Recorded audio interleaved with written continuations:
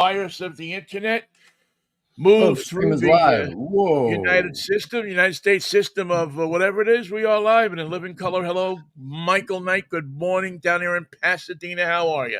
I call you New York Vinnie, my good friend in Seattle, Washington. Monday, Wednesday, and Friday at 10 past 10. Look for us on these channels. Look for us in your imagination. We may be playing somewhere in the back of your mind with a old Humphrey Bogart movie where he's driving like a nondescript two-door Plymouth into the night of LA, up into the Hollywood Hills where film noir takes place. Mulholland. In fact, I'll take one of those. I'll take a like a 1939, 1940 Plymouth two-door, sort of a hatchback thing.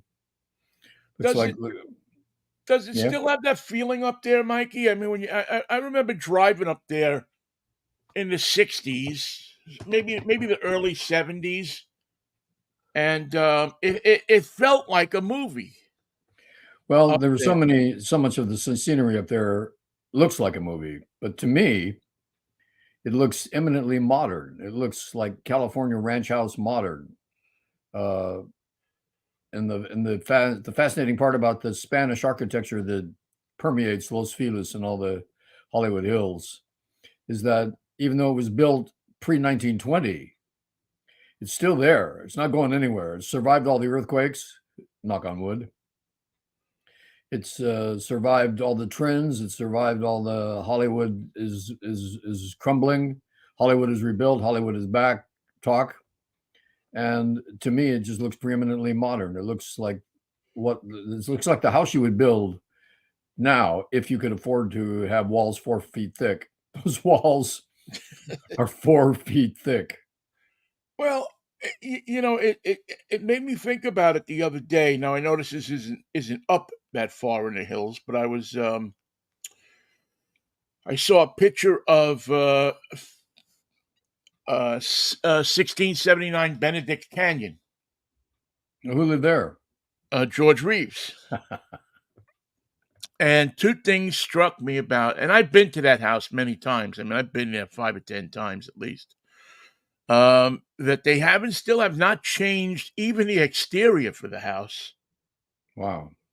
I mean, it's still basically the same house that George Reeves lived in when he either shot himself or was killed, depending on who you believe.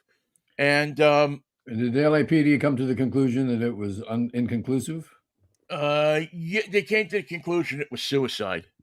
Okay. But there's a whole, you can go into conspiracy theories about it, from now until next year.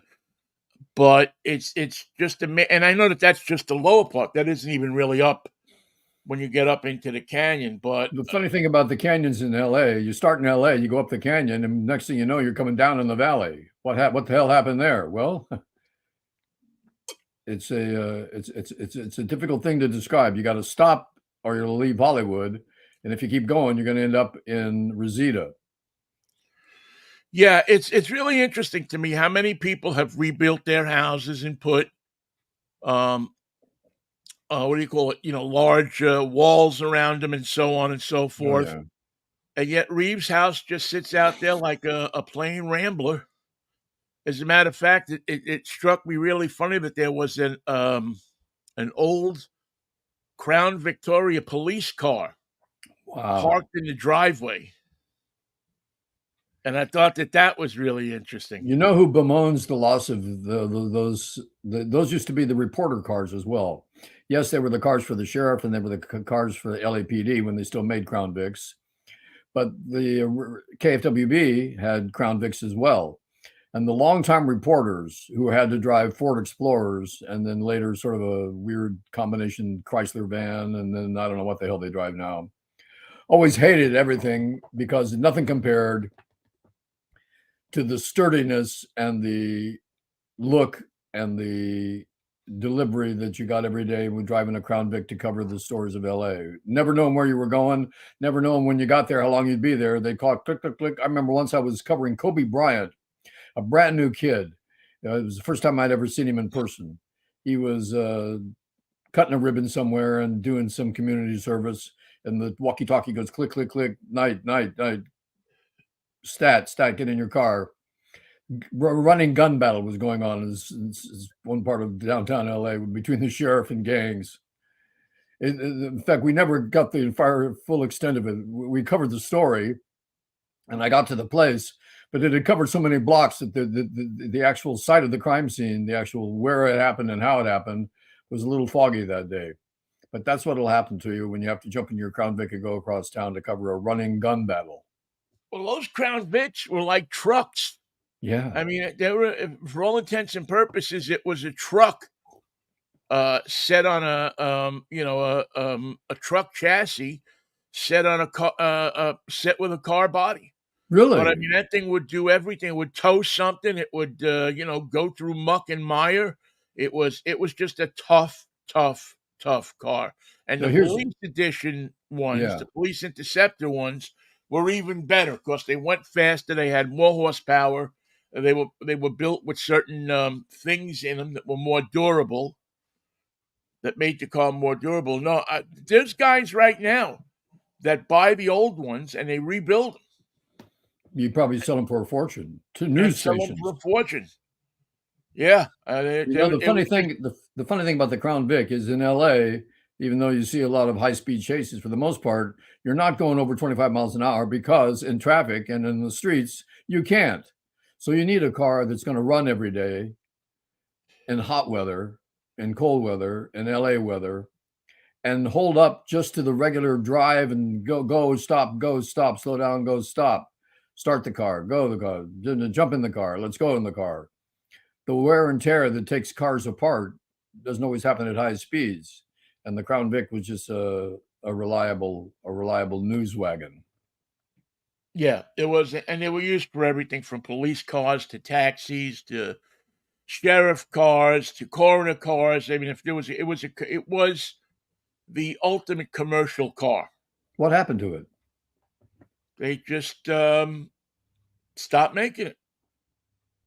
They I, decided that I suggest that they should take custom orders like Tesla for electric Crown Vics with the same body and the same well, power. in essence, that is what this company is doing. Wow.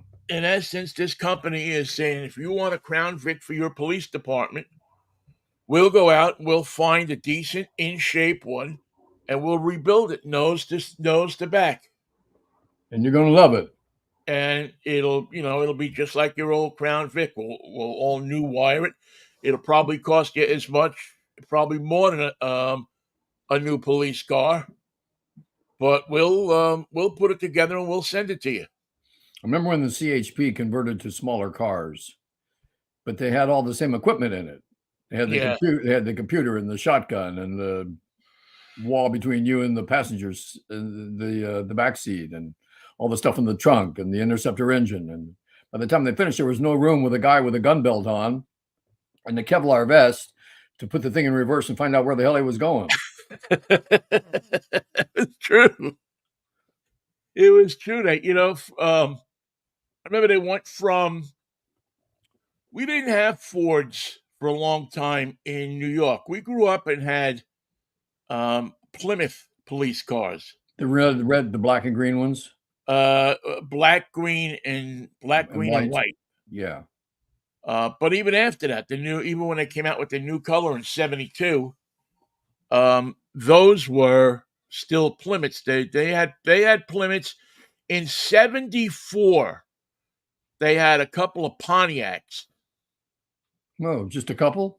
They had just a couple. They had maybe about 10 Pontiacs that were used, I believe, by the Highway Patrol. I missed the Pontiac. What did the Pontiac ever do to deserve to go like down the drain of Netherland? Bad management. That used to be the best. Really, if you think about it, um, Pontiac was the best division GM had. So they put somebody's son in charge of it, and that was the end of that. Pretty much so, Mikey. I mean, that's almost pretty much. They had great cars. They were the division that would come out with something a little freaky. The Pontiac Aztec. They were always really along with Chevrolet, but sometimes even more than Chevrolet.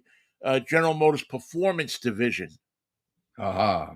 They came out with the GTO, Oh boy. in 1963. You want to get on the cover of a Beach Boy album in the 60s? Get I'm a yourself GTO. a dark blue, it's like Secret Service blue GTO. Um, they came out. They were the ones that had the tri power, What's that? three carburetors on top of the engine. Good grief. They were the ones that had the Super Duty engines in the So early '60s. with three carburetors, can you just watch the gauge go down? Yeah, you pretty much just see. Luckily, my dad owned a gas station, so I was okay with my three carburetors. I could just go back and fill up whenever I wanted to. Oh man. Well, Mikey, we have some basketball coming your way tonight. It is the beginning of the final weekend of the season, the final week of the season. Really, it's the final. This and next weekend are the two final weekends. But we have some teams that find themselves in it. We have some teams that find themselves on the edges of it, And then we're out. and we have some teams that find themselves with just about no chance. I'm on that team But the matchups are good. I mean, you got the Giants tonight. with the Dodgers. Got the Dodgers down in LA for Yeah, a three-game series, I believe, right?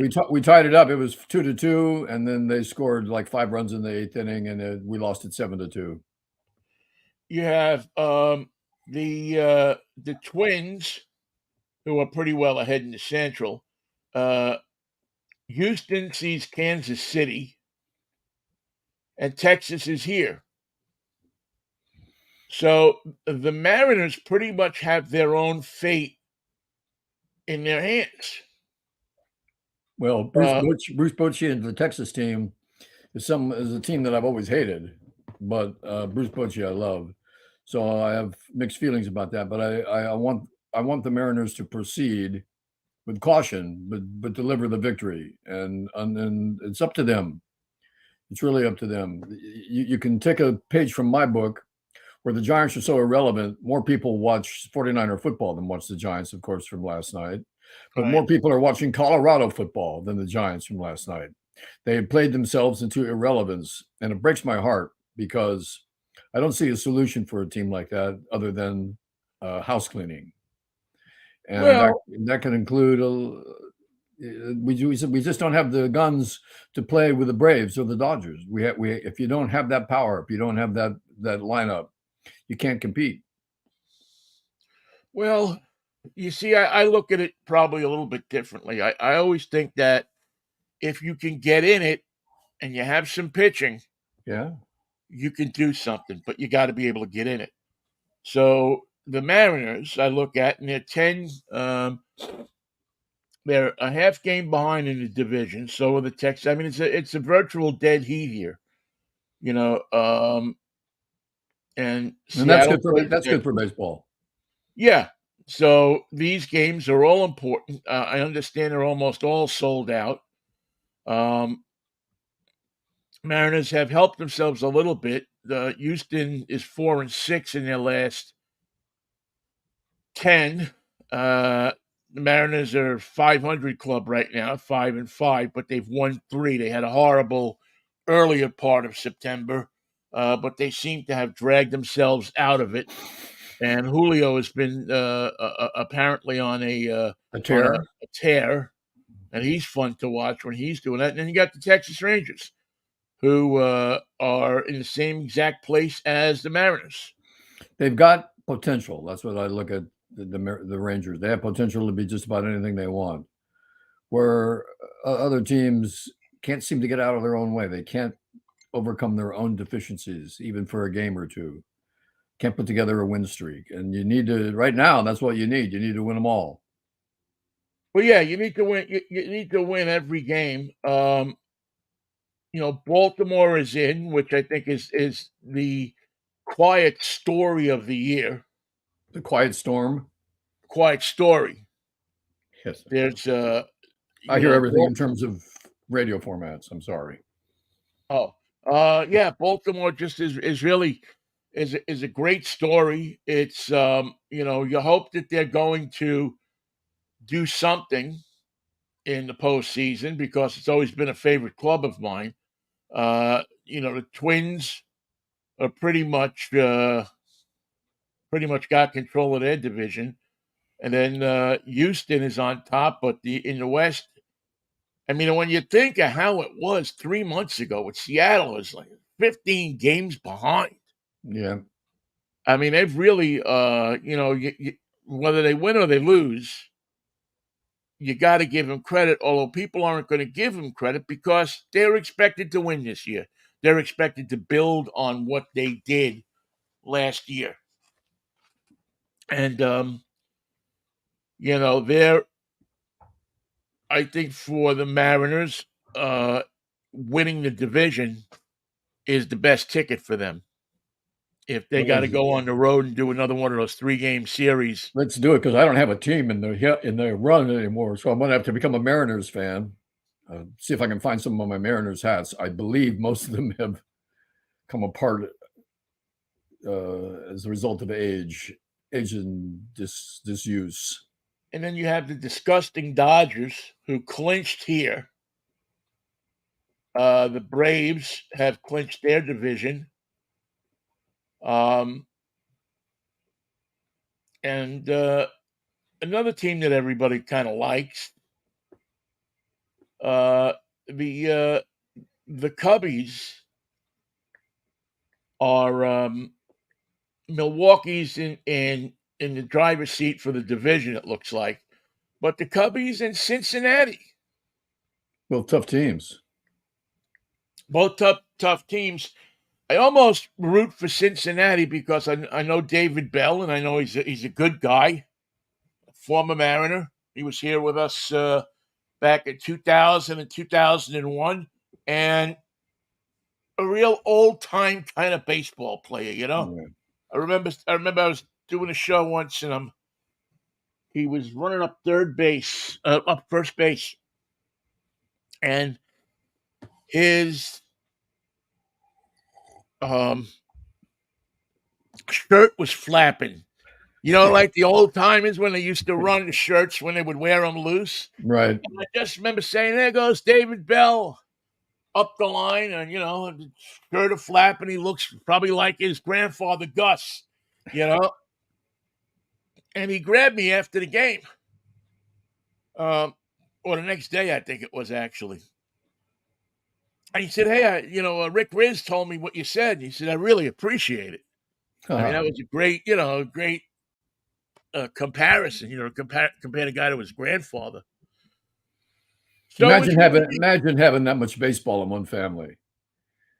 And the yeah. Well, story, he's got him. He's got Buddy, his dad, right? and then David. Genetics are a bitch. You just can't shake them. Matter of fact, the Mariners in 2001 had David Bell. Who else did they have? Stan Javier, who was Julian Javier's son. Oh, I didn't realize that. Yeah. Who else? There was somebody else on that team that had it. Brett Boone. Wow. With Who, of the course, famous Boone family. was Ray Boone's grandson, and he got thrown out of his 7th game this year. I don't know why that's a big deal. The 7 games seem a lot for a manager to be tossed in modern baseball. Who got thrown out? Buddy Bell? No, I mean, David Bell. No, Boone. Oh, you mean Aaron Boone? Yeah. With that club, he probably wanted to go home early a little bit. Oh, he might be going home early. He probably wanted to get out a little early if he could. Because talking about house cleaning, if you don't think the Yankees are planning a house cleaning of some sort, you haven't been paying attention this year. A year of great frustration for a talented, powerful team. Yeah, I think so. Yeah, I mean, I don't know. Brian Cashman's in there pretty tight. But you may have to change the manager. You may have to make a move. This is a couple of years now where they haven't shown much of anything. if you got all this power under contract, your moves are limited in so many ways. We're going to get a new shortstop, and that's going to fix it. I don't think so. We're going to get a new backup right fielder, and that's going to fix it. Explain that to me. In fact, explain how firing the manager is going to make a difference to this team. You talked about the unwritten story of the bad feelings going on in the San Diego Padre family. Right. Well, once those things are in place, once that feeling starts, once that erosion begins, just changing the manager is not enough to solve it. Did you happen to read that article? I didn't. You told me about it. Yeah, it's worth reading. It's in the Atlantic, and it's just this is a team, the Padres. Now we're talking about that most people tagged as world champions this year. Matter of fact, they tagged them for that last year. Yep. And they added key pieces of, they went out and they spent tons of money on incredible talent that they just, who is it that they traded last year from the Twins? And I can't remember his name off the top of my head, but boy, oh boy. I mean, everybody in the world thought they were going to get him, and the Padres came out getting him, and everybody was like, wow. What? How did you do that? But they did it. And have a good pitching staff, but yet and a really good manager.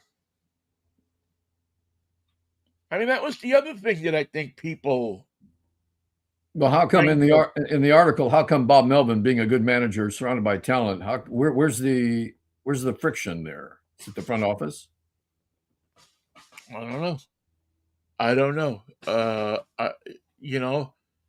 Sometimes you have managers that are good managers that players just don't listen to. Wow.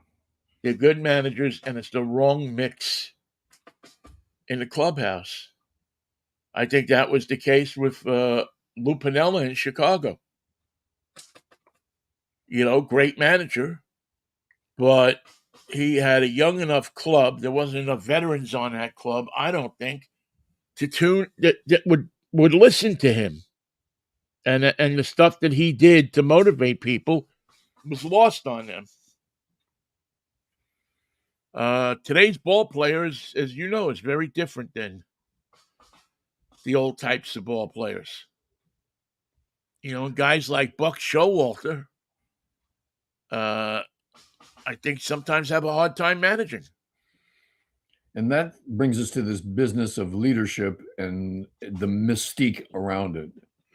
It's affected by every sport: professional soccer, baseball, certainly football, where so many times the head coach, like last night with the 49ers, the head coach is calling the plays. He is integral. He's a part, an element of everything that happens to that team. And if somebody doesn't want to listen to him, you don't want to listen to Shanahan? Okay, that's your prerogative. But changes are coming, and you're going to be one of them. Watch yourself. You'll be traded to Poughkeepsie. Wherever we can trade you to. But which brings up the obvious comparison between coaches that don't know what they're doing and have great records but don't communicate with the kids, and someone like Deion Sanders, who has become a leader and a model for future leaders, especially motivating Black athletes. And I know last week we talked about the late night football when CSU played CU. It was a game that started after 10 o'clock on the East Coast.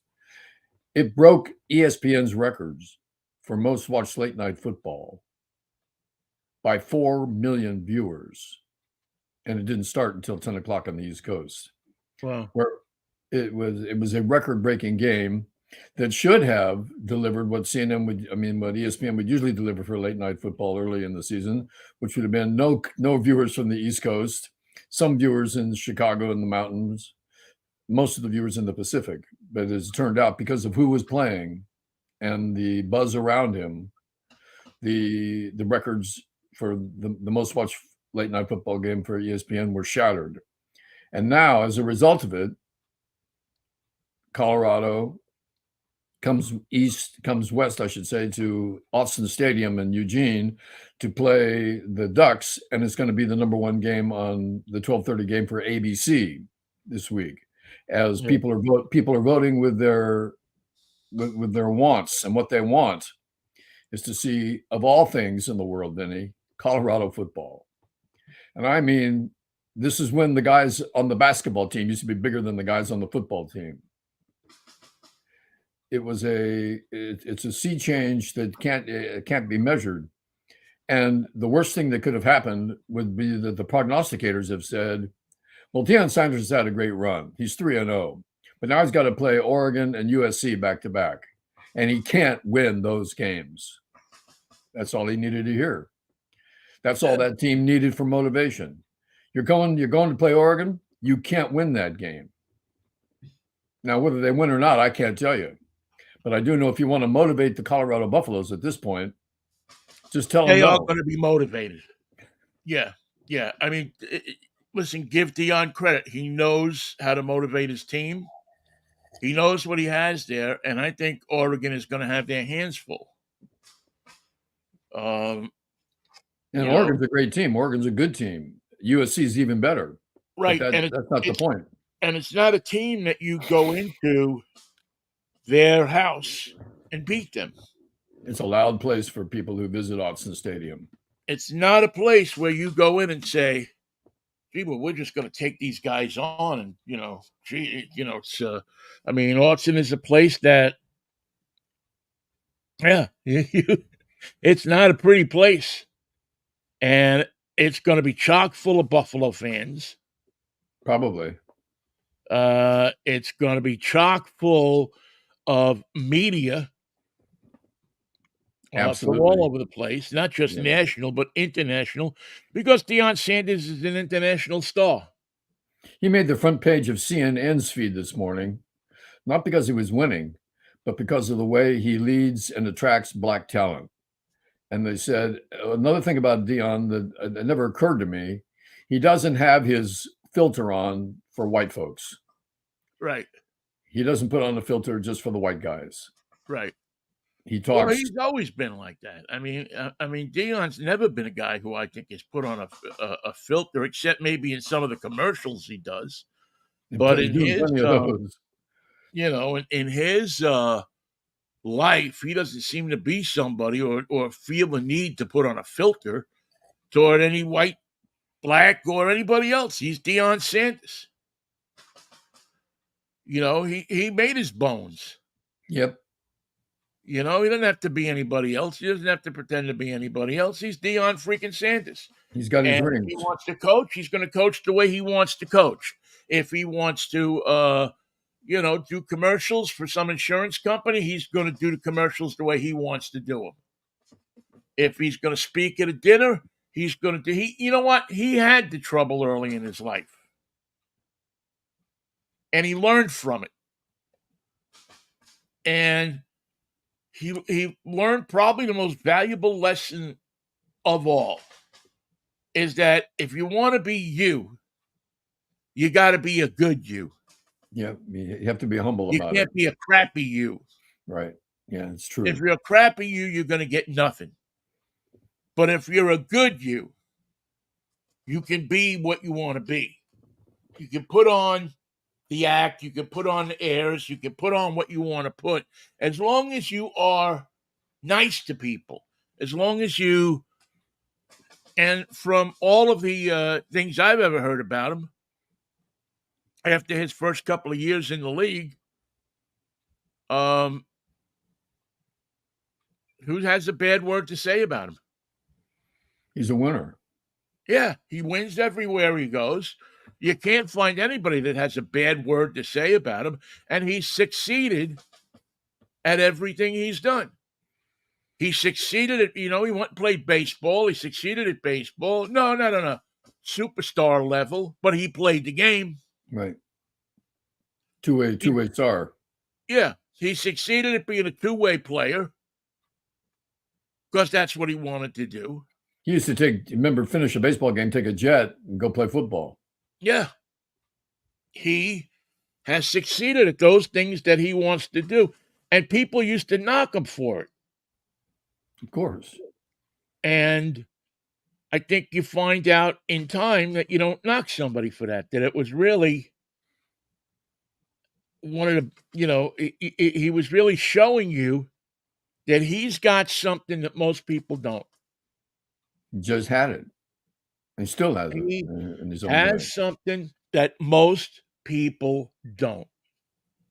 And he was willing to use it, and he was willing to show it, and he was willing to stay out of trouble.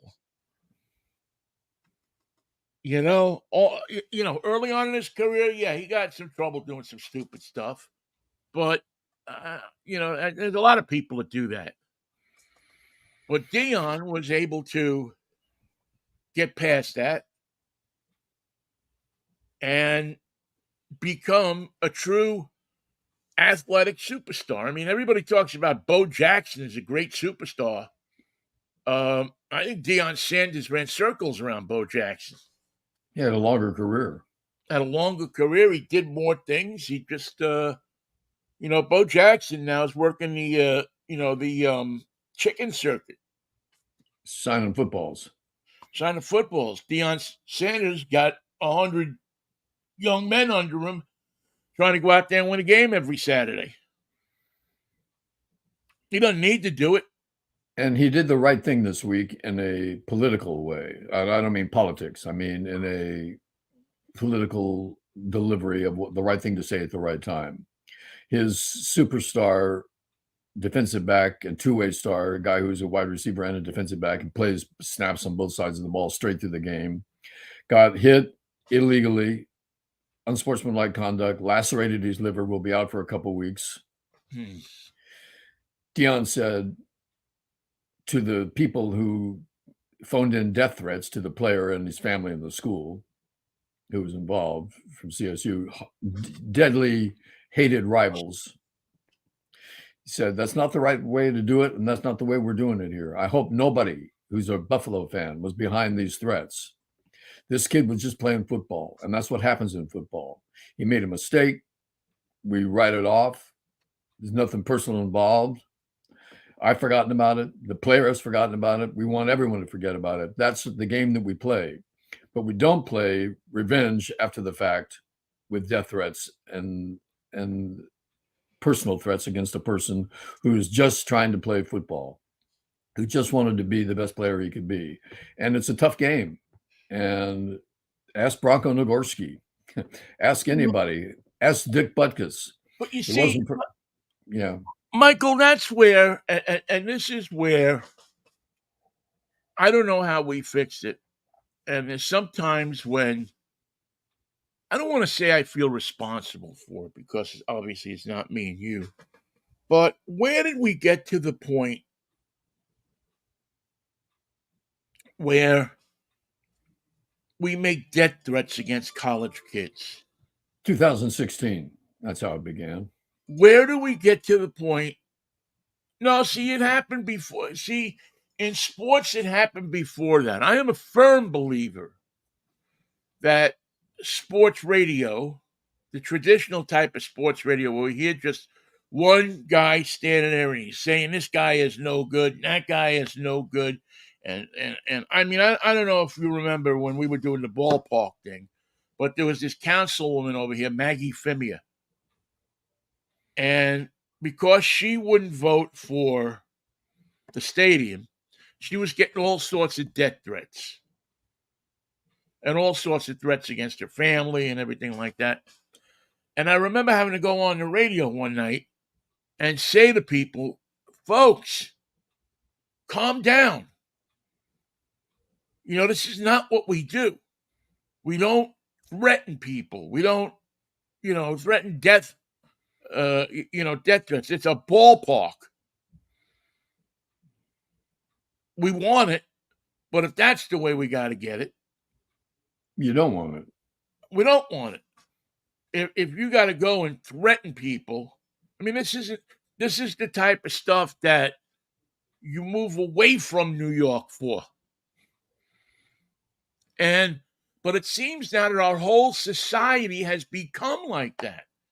that if something doesn't go our way, if something doesn't turn out the way we turn out, we find that one guy who we can pin it on, and he's out there because of the media, because everybody's got a camera now, and we threaten him. That guy Bartman in Chicago that caught the ball.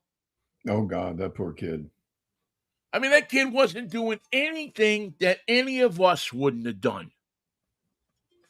You're sitting there in the stands, the ball's coming to you. What are you going to think? You're thinking, no. It's your chance to grab a foul ball, right? Or what you think is a foul ball. Turns out that the guy probably never sat in a seat like that before. And had no idea that it could be a fair ball. And he didn't hear Alou yelling, "I got it." No, his focus was on, stupid move? Yeah. If somebody Unfortunate, had certainly. jumped on him and grabbed his arms or something like that at the moment so he couldn't catch it, I'd have even said that was okay. You're stopping something from happening. But for him to catch it and then for him to get to where he had to move out of Chicago He had to go into hiding. Yeah, and go into hiding, is that what we are now? is that American baseball? Not Is just baseball, is that American society? it's as it turns out, it's as much about American society as apple pie and the flag and motherhood. It's part of who we have become when we don't get our way. Wow. It's really crazy, man. I mean, it really sometimes really frosts me is that if you don't get your way. Now, listen, when I don't get my way, I get mad. I get understandably upset. Geez, if I don't get a job, or I don't, but I don't ever have a moment where I think to myself, well, this scumbag didn't give me a job, so I'm going to go up to the office and beat the piss out of him. Even though I've needed the job to the point where I had nothing in my cabinet to eat, or was going to get thrown out of my house. The thought never ever crossed my mind to go and beat somebody up because I didn't get a job, or even because somebody owed me money and they didn't pay me on time. That's not what life is about, or at least it's not supposed to be. You know who you hear that's life about from? It's a disturbing trend, but if you watch a lot of YouTube, a lot of these mafia guys are on YouTube now, and they're talking about their days in the mafia. The things we Um, used to do. Michael Franzese is on there. Sammy the Bull. Whoa, Sammy. Sammy's on there. And they got these guys, and they're making kind of cultural icons out of them. How it was when I was a kid. How it was, how the mob was, how this was. The other day there was one where Sammy the Bull jumped over the table to Michael Franzese and was going to beat him up. Michael Franzese now owns a bunch of pizza parlors in Southern California. What's the name of them? I wonder if they're good. I forget. Omerta Pizza? They're probably something like that. But now you have these young pistoleros, and they can't be in the mafia anymore. But they glorify on YouTube that whole idea, that whole societal idea of forcing yourself on somebody. When you don't get what you want, you force yourself. You kill somebody. If they stand in your way, you just eliminate them. Make them an offer. You don't even make them an offer. You just go and you shoot them, or you get rid of them, or you do something. But you see, what they don't say is you had to have permission to do that for the most part. You couldn't just walk willy-nilly around Lower Manhattan offing people. You had to have permission. Somebody above you in the ranks, maybe the Godfather, had to consider the repercussions.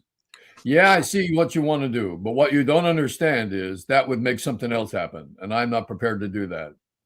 But you see, that's the world that these guys live in, and it's a world that has become glorified.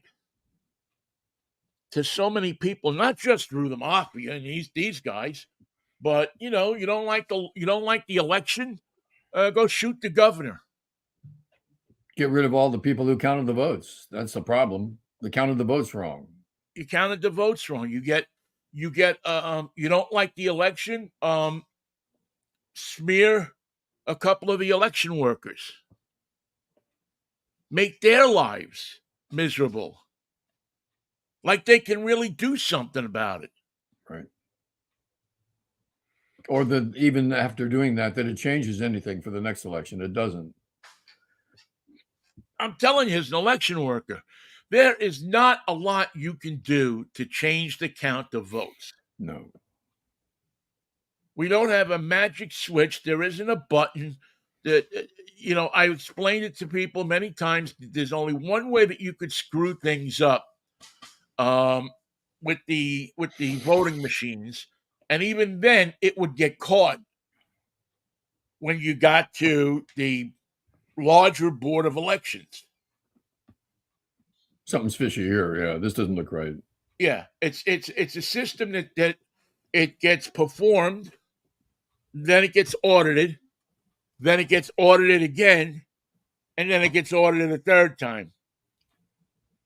Triple safety switch. Right. So there's a system that's been built, at least in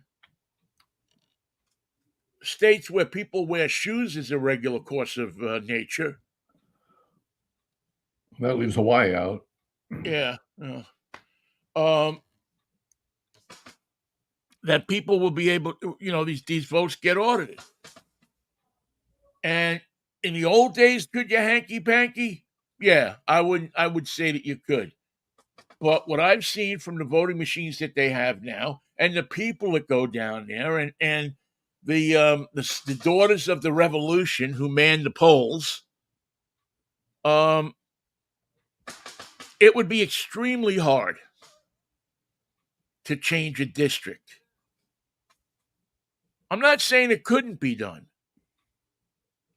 but I'm definitely sure that you couldn't do it on the massive scale to change an election.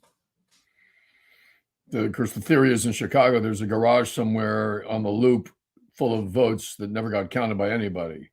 Boxes of votes that were never doing anything, because that's Chicago style. It's more blatant and more understood. They vote with machines in Chicago, don't they? Well, they should by now. That's the fail-safe. Yeah, see, that's the thing, is they vote with machines. And in California, we don't need a machine. Everybody gets their ballot mailed to them. There's 40 million voters. There's 40 million ballots to go out. If you don't vote and send it back, don't blame me. California will count the votes that are returned, without a doubt. And there's several places to drop them off, or you can just put them in the mail. And it's foolproof, fail-proof system, which never came under question until Donald Trump told the lie that voting by mail was illegal. That voting by mail was somehow inaccurate and open to being tampered with. But and the people who believe that also believe 20 of these other lies that have made life strange, but it's made voting a tenuous instead of trusted part of our democracy. But isn't that the same thing as the person calling up the kid who hurt the kid on Colorado and threatening to kill him? In a way, it is, of course. Isn't it the same thing? You're looking to force majeure something over somebody else. You're looking to by force, not by vote, not by acclamation, not by will of the people, but by one person's will. Just throw out all the votes, recount them, send it back to the legislature. We'll have a nice delay. And until we decide who really won the race, which can't be the guy who won the race because we don't like him, we'll relax under the assumption that our guy's going to win because we've stopped the procedure. We've eliminated those votes that would bring our opponent to the victory line. We've said we don't want that kind of life. We don't want that kind of result. We're willing to do anything illegal to stop it. And that illegality starts today when we say your vote didn't count, but mine did. Well, you see, Michael, this is what I think I don't know if it's the damage, and I don't know if I'm wrong here or not. Sometimes I just say things that I just come from my heart, um, and I don't think about them in the wider spectrum. But I will say this, and I do believe this. I said this when they brought in instant replay into sports. And I said this when they brought it into baseball, said it when they brought it into football, into basketball. One of the things that not having replay taught us was to accept the arbiter's decision. You may not like it, you may not agree with it, you may be upset about it. But when the umpire says safe at home, the manager's going to come out. The other manager's going to come out. They're going to argue with them, and then the word of the arbiter is the ultimate word. And you're taught that, yeah, you can have your say, but his word goes. You have a trust that they're going to get it right many more times than they're going to get it wrong. There was a trust. Then we come out with instant replay, and now you've taken the person who is the arbiter, and you've taken away basically the respect for his arbitration.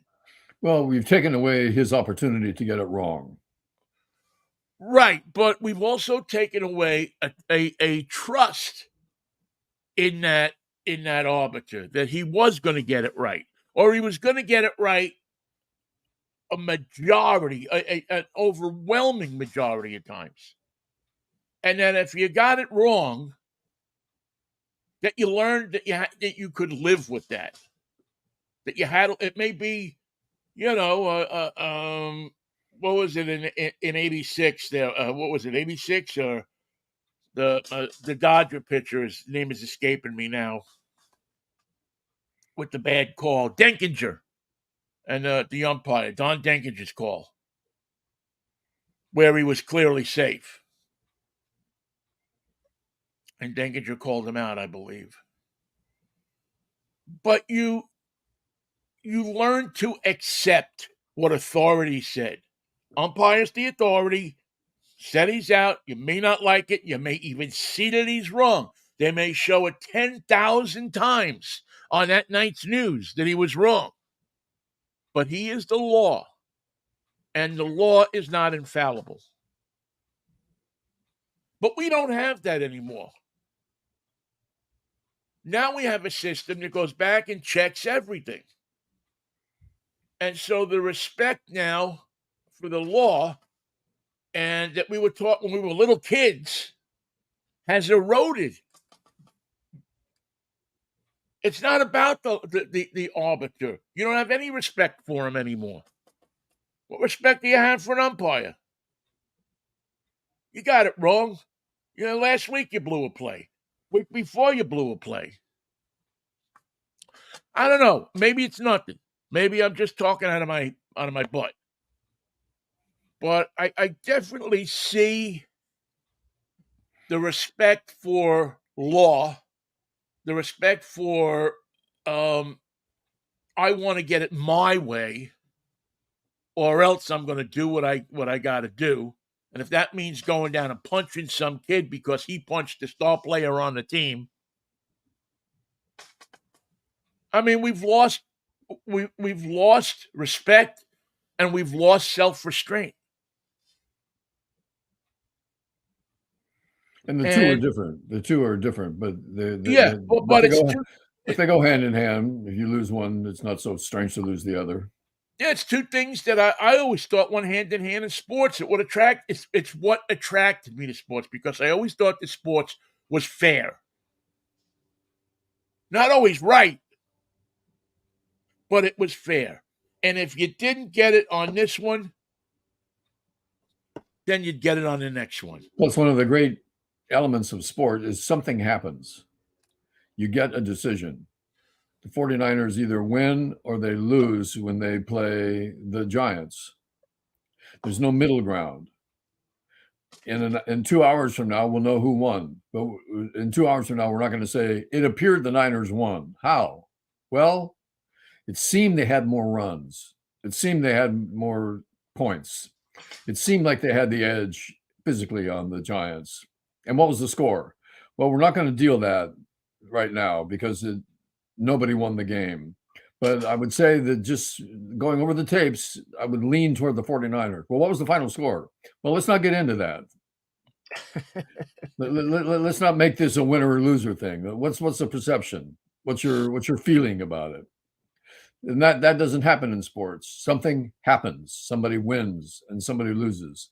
And it's no fun to lose. No, losing sucks. Or as Leo DeRocher said, and I quote him all the time, winning isn't everything, but losing is nothing. Right. Right. It is something that you but it's something that you learn to accept. Something that you learn how to deal with in life without going and attempting to kill the other person's best player or the guy who punched the other guy. Well, you're not supposed to do that. There's a certain way you're supposed to comport yourself. You're not an animal. You're a sportsman, and that's something else that is wonderful to see when you see sportsmanlike conduct. Well, that's what's disappeared.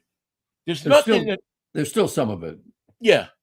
There's nothing. I forget. I was watching a game Sunday, maybe it was the Jets game, and somebody got the snot knocked out of him. One of the opposing players to the Jets got the snot knocked out of him, and I saw one of the Jets. He was standing over him, and he just put his hand down, and helped the guy up. Small, stupid thing. Because he knew exactly how it felt to get the snot knocked out of him. Right. Small, stupid thing. But you know what? It showed me class. It showed me that it isn't just about knocking the snot out of somebody. That there's a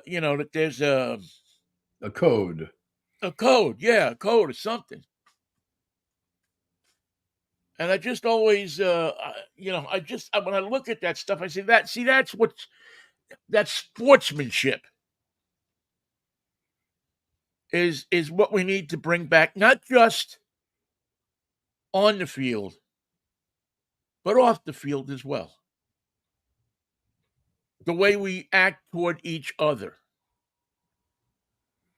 The way we stand up when somebody comes across your aisle with a box full of stuff. Or the way the beer guys used to hand down the beers and people would hand the money back. And the money back.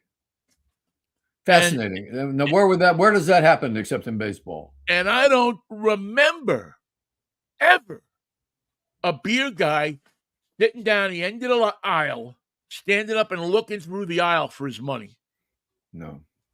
He knew it was coming. I don't ever remember that. Or a hot dog guy or a pop guy or any kind of vendor. And he passes the change back the same way. Passes the change back. I like to see if that still goes on in a lot of ballparks. All right, let's in the few remaining minutes we have here. It's a Freaky Friday. It's a Freaky Friday. Do you have anything Freaky Friday? What do you have on your book here, on your agenda? My daughter and my son-in-law are going on a golf date tomorrow, and Kristen and I will be taking care of 8-year-old Kennedy Quinn and 4-year-old Boaster. His full name is Bradley Knight Musha. And that's going to be a wing-dang doodle because they get their money's worth out of Tutu and Commodore when we take over the observation of the children. We get to go we have to sit on the floor to play the games. We have to majuberate all around the house and the backyard to keep up with the quick decision making of a 4-year-old and 8-year-old. They make quick decisions, those kids. Yeah. So they're not always thought through correctly. Doesn't matter. You got to keep up just so that nobody bleeds and there's no trips for stitches. Where are you? We're getting some stitches. We'll be back soon. Nothing to worry about. Finish your game. Oh man, what I wouldn't do to be a kid again. You know, my grandparents didn't play with me. I guess they were too old and infirm, but we loved them. They'd come over to the house and they'd sit with the grown-ups, but they didn't interact with us at our level. And I'm glad that I'm spry enough, and Kristen is as well, just to play with them because it takes. By the way, this kid Bo's got a swing. We got the stick, the ball on the stick. What do you call that? Wiffle ball. Yeah, but there's a game where the little kids play. The ball is on a stick and they hit it, and then there's T-ball. no T-ball. Got the Yeah, T-ball T-ball. set up. The kid can hit, and I'm teaching them both to be switch hitters. There you go. Yeah, my grandfather, he didn't play with me, but we always watched the Yankee games together. He was a Yankee fan.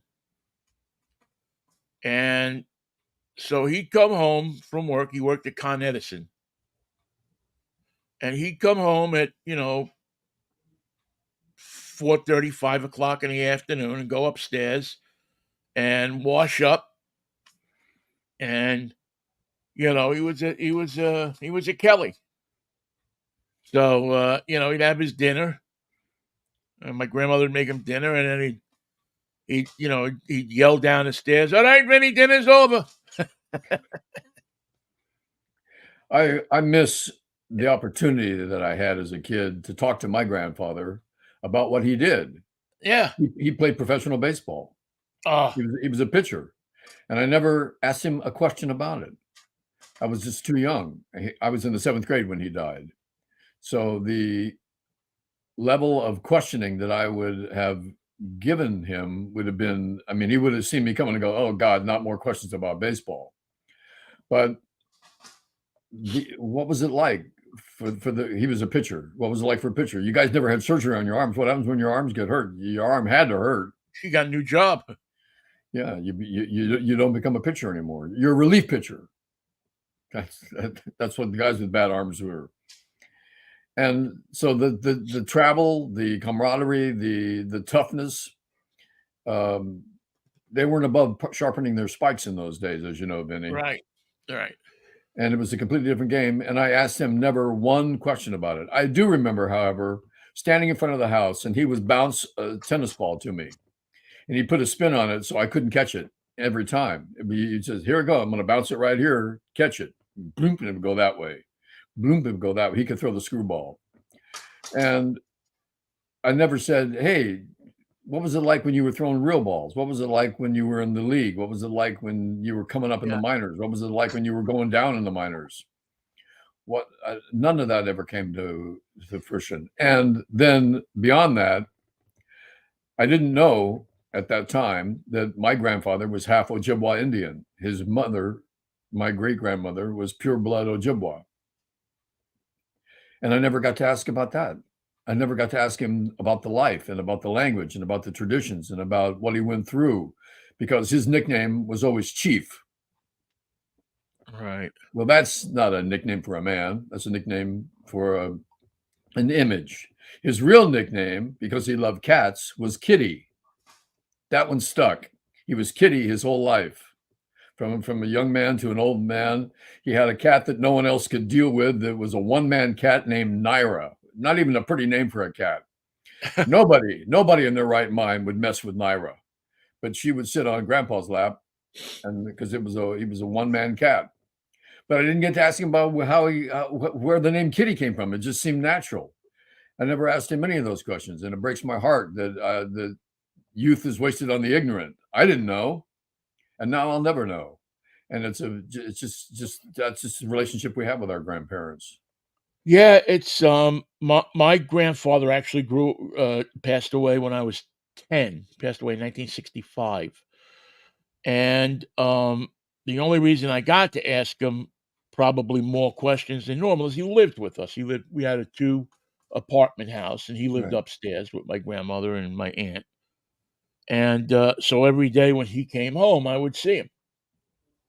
He came walking off the subway, and because he didn't drive to work, he took the train. And I do remember one time him taking me into. Remember, he didn't take me. My father actually brought me. He worked at the big dynamo on the west side, on the east side of Manhattan. FDR. Right on the FDR.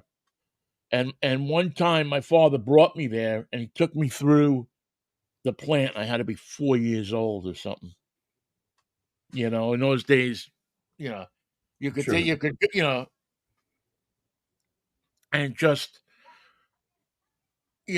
was like, my God, what is all of this?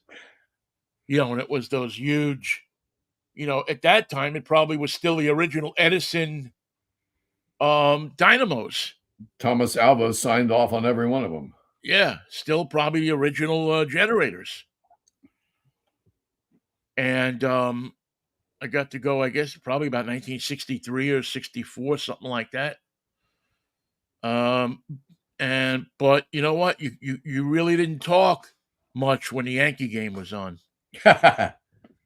He wanted to. He had his 3 fingers or 4 fingers as beer, his Rupert Knickerbocker, his 4 fingers, and his Yankee game.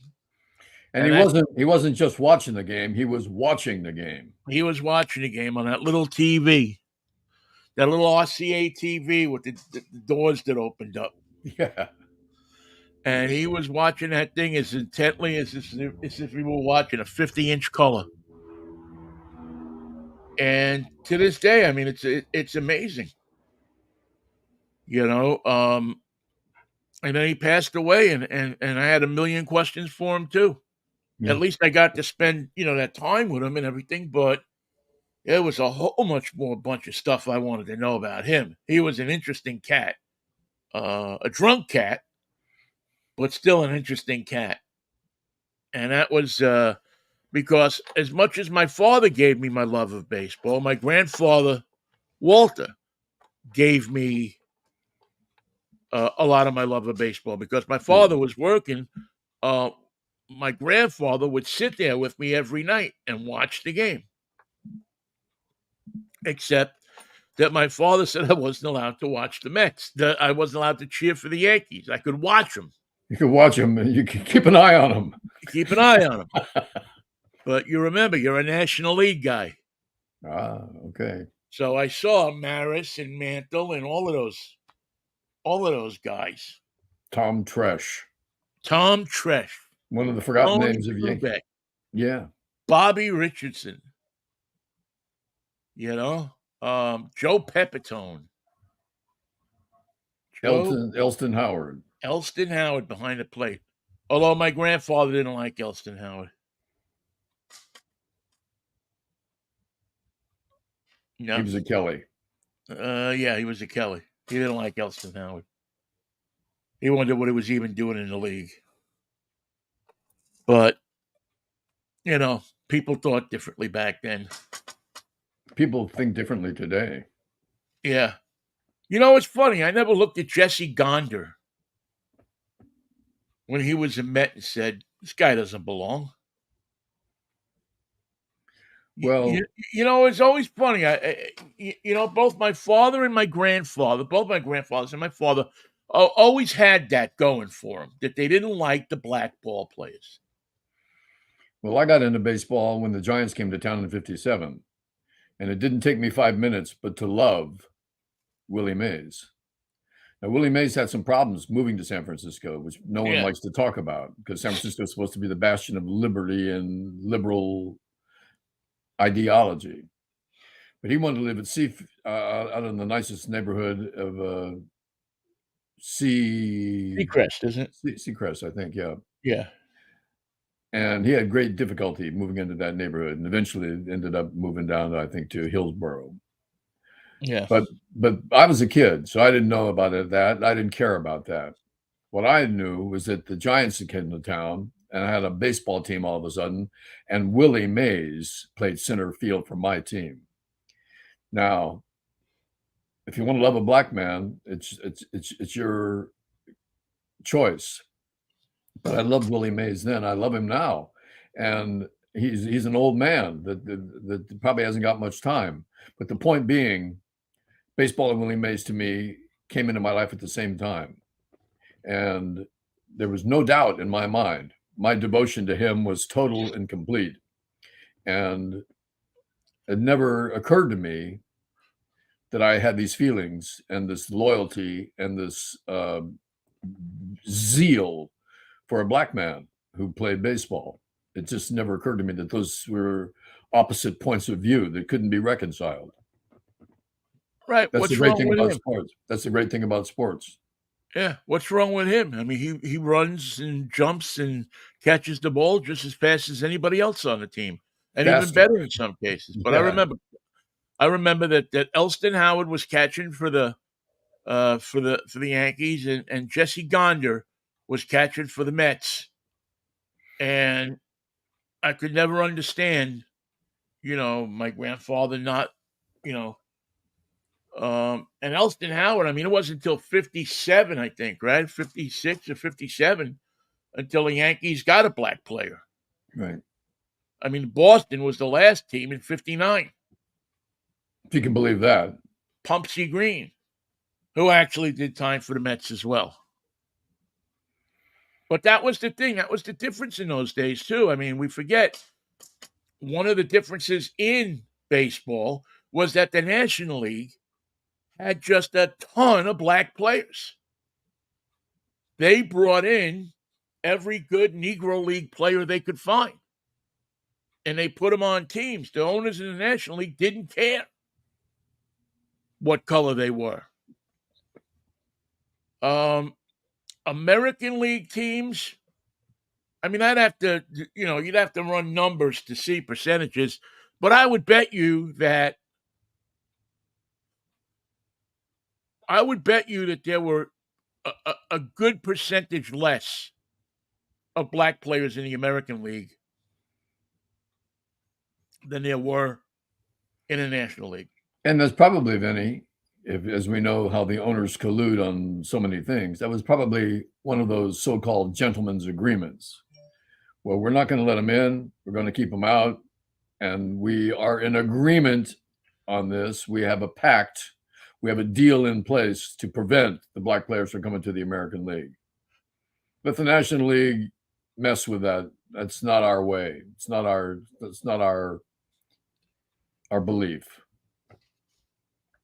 It's amazing to me that all of that talent that was around in baseball in those days, we were denied it. That's exactly what they were. They were denied. They were denied. We were denied. Yep. And now all you have is pictures, and you don't even have that many films. Basically, you got pictures. Yeah. And photographs to show you stuff. But one place I have not been, and I will, it's on my bucket list. I'm going to go. I have to start getting this bucket list in motion because I'm feeling a little closer to the bucket these days. Keep a new bucket around so you don't have to kick the old one. Yeah, I'm trying. I'm feeling a little closer to the bucket, though, as they say. All right. The couple of things on drive time tomorrow that I don't like to talk about, but we are going to talk about. We have a new thing going on here in Seattle. It's the phony accident. I mean, so somebody stages an accident? Yeah, they stage an accident. They hit your car, and then when you get out of the car to see what happened, they hijack your car. Wow. That's the newest thing. So the guys, I have to understand this. I've got a car. I run it into your car and take your car. Do I leave my old car? Or does somebody take that one too? That's a good question. We're going to find out. Probably, but I would think both of them take off. So now everybody on the block has a car. But it's just not their car. It's not their car. You got a car? Oh, yes, I have a car. It's yours. Yeah, wait, I'm just get out of a gas station and get one. That and what else? Oh, the my prediction of 1 week for the strike is in jeopardy as the UAW strike is about to spread to other manufacturers. It's about to spread wider, except for one thing that's really interesting, Michael. Really interesting. Ford is not going to get expanded. They're Hmm. going to strike where they're striking for Ford because the rumors are that they're very close to an agreement. So this expansion is meant to push it over the line. It's meant to push it for GM. It's meant to push it for Stellantis. Did anybody know what Stellantis was before this strike? It's just Chrysler with a silly name. Right, but you think anybody had an idea of what a Stellantis was? Nobody knew what a Stellantis was, and no one ever heard of the corporation. The UAW was striking Stellantis. Well, what the heck is that? Is that a restaurant in town? What is it? Way down below the ocean. The continent of Stellantis is an island. The And 12, the oh doctor, God, they were. the doctor, the physician, the disc jockey, the sports host. And the auto reviewer. My, but they went into the continent of Atlantis, Stellantis. Hail, fail, Atlanta. You know, I was thinking the other day, Donovan had a string of fantastic hits. He really I did. mean, he had some hits. He started with the one that he wrote, To Susan on the West Coast waiting. Catch the Wind. Oh, Catch the Wind, yeah. And then from then, he went far and wide. He had Jeff Beck on guitar for, oh, damn, it's Hurdy-Gurdy Man. Hurdy-Gurdy Man, Where You Love Like Heaven. Yeah. Mellow Yellow. Mellow Yellow. What was the banana song? Mellow Yellow, Mellow yeah. Yellow. Mellow Yellow was the banana song. Then he kind of got a lot more psychedelic. He did Atlantis, Yeah, that was a good song. which was maybe my favorite. And it makes no sense. He talks the first half and sings the same chorus, the same hook over. Way down below the Below ocean. the ocean, she made She made me. where I wanna be. I didn't wanna, but she made me. She made me way down, baby. Oh, that was such a Hurdy-Gurdy Man too was a real. I mean, that was a great song. Big payoff. Yeah. Yeah, Hurdy-Gurdy, hurdy-gurdy, sound. yeah, he really played with the timing on that, made it work. Yeah, he brought that from a nice slow start, uh, right to just a jam and end, man. Yeah. Just a jam and end. Yeah, I have to go back and listen to some Donovan. There was a few other ones I always liked Where You Love Like Heaven. Yes. Which was, I believe, one of the first songs that was made into a commercial. Really? Yeah, it was for was it for Clairol? You know, I It was Clairol. heard a commercial the other day because I was searching for the name of the lead singer for The Fortunes, who did You got your troubles, I got mine. Rainy Day Feeling Again and all that. Rainy Day Feeling. Their lead singer had a great voice. His name was Rod Young. He's no longer with us. He died. But he did a Coke commercial. It's the real thing in the back of your mind. What you're hoping to find. It's the real thing. They cut a 3-minute version of that commercial that you can see on YouTube. And it's great. It's not like a Coke commercial. It's a real song. It's a real arrangement. And I always loved his voice. He had a fabulous voice. And you can amuse yourself by listening to it because they made a full video and 2.5-minute production of it. Yeah, there was a Fortune song that I had heard when I was a kid. And good Lord, did I go years without hearing the song. I knew the song, but I couldn't get it into my head. I couldn't find it in my head. You remember what it was? Well, I actually found it, and now I'm really quickly trying to look for it. Um, I think it was it wasn't You Got Your Trouble, I Got Mine. Yeah, well, I think it was You've Got Your Troubles, I Got Mine, because it was just such a good um hook line in that thing. And Oh no, such Here It heart. Comes Again. Here Here it It comes Comes again. Again. Yeah, the great Yep. song. That had that Here It Comes Again. Boom, boom. That That feeling. feeling. Here it comes again. And they almost go into like a choral thing. Yeah, Where they have great harmonies, great 3-part harmonies. yeah, great arrangement and great Yep. You're right. That's what I love about the Fortunes. yeah, and I remember that song from the summer of '65. There were two summers of songs that will always stand out to me, 64 and 65. Because I worked in my father's gas station in those two summers as a little kid. And that was the two of the years. I mean, I really got turned on the radio in 62 and 63, but 64 and 65, man, you had all sorts of stuff coming out of the radio speaker. If you were listening to WABC, man, you were getting, it's just that little, The horns.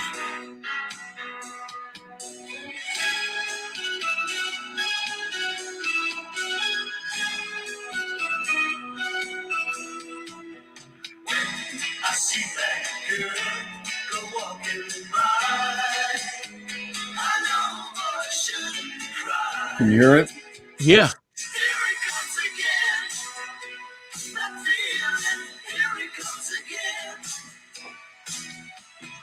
When I see her look into his eyes, no matter how I try, here it comes again. Oh, that was great stuff, Michael. Here it comes It again. was, wasn't it? Yeah. I don't care what you listen to today, man. That stuff You to a can't beat it. 10-year-old girl, to a 10-year-old boy who's watching some 10-year-old girl walk down the street that he, You got that feeling. got a crush on. Here it comes again, man. Glad you brought that up. I hadn't. Weinstein, that was for you. Wherever you are, wherever you may be in this whole universe, Cheryl Weinstein Here from it comes again. 4th grade in PS 152. And that concludes the Freaky Friday version of Mikey and Vinnie. Don't forget to listen to Vinnie in the morning at 8 o'clock. How can they Please do it, man? do. We need all the help we can get. 8 And o'clock in the morning in Seattle at KKNW 1150 AM. Yeah, and maybe they'll get smart enough to put us on just give us 4 hours every morning and get some salesperson to go out and sell it. That would be, you know what that would be? It would be a miracle along the lines of Colorado and Deion Sanders. Put us on, let us go, and we will both inform and entertain, and that's a guarantee. Can't hear you.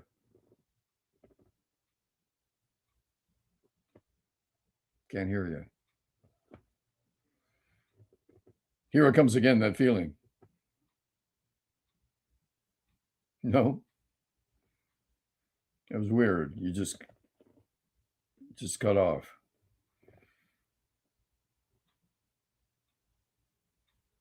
Well, in silence, we will say goodbye, and I'll see you Monday at 10 o'clock, Ben, if you can hear me. Okay.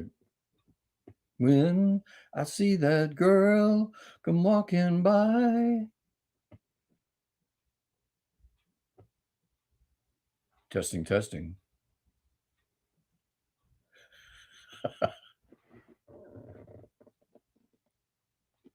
Can't hear you. I don't know what happened. How about now? Yes, there you go. There we go. I knew we weren't going away without saying goodbye.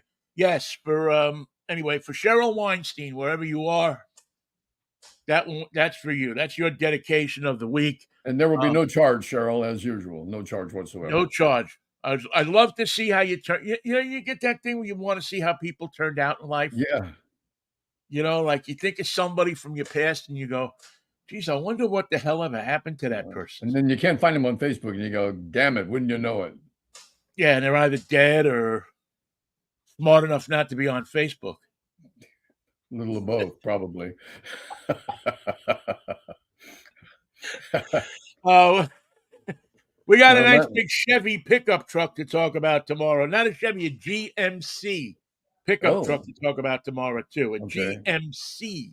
And then Monday, I will be joining you from Run to the Sun Whoa, that sounds official.